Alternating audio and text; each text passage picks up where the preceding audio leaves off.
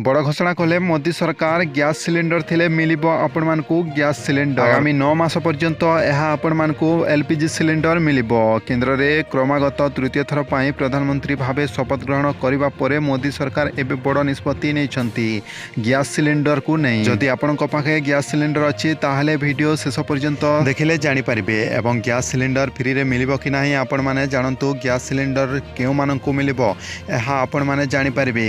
देशवासी को विभिन्न योजनार फायदा मिलवा जारी रहिबो बोली एथिरु स्पष्ट हो सारी। तेबे प्रधानमंत्री उज्ज्वला योजना बा पीएमयूवाई योजना रे लाभार्थी को 300 टंकार सब्सिडी मिलवा जारी रहिबो। पुणी केते दिन बड़ घोषणा कले मोदी सरकार आगामी 9 मास पर्यंत 300 टंका सस्तार मिलिबो एलपीजी सिलेंडर। से हिताधिकारी को मिलिबो जो माने उज्ज्वला योजना रे अछंती। तेबे एही फायदा आगामी 9 मास पर्यंत मिलिबो। राष्ट्रीय राजधानी दिल्ली रे साधारण ग्राहक को एलपीजी सिलेंडर 803 टंकार मिलुथिबा बेले उज्ज्वला लाभार्थी को 300 टंका छाण सह 503 टंकार मिलुछि। गत मार्च मासरे केंद्र कैबिनेट उपभोक्ता को 300 टंकार सब्सिडी जारी रखा मंजूरी मिलता।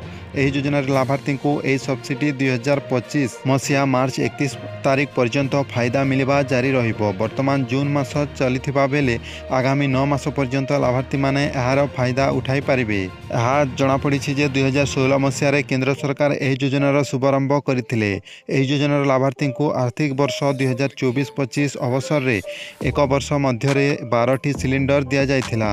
14.2 केजी विशिष्ट सिलिंडर उपर 300 टंका सब्सिडी मिलता। गत मार्च पहला सुधा यह योजना 10.27 कोटी रु अधिक लाभार्थी रही।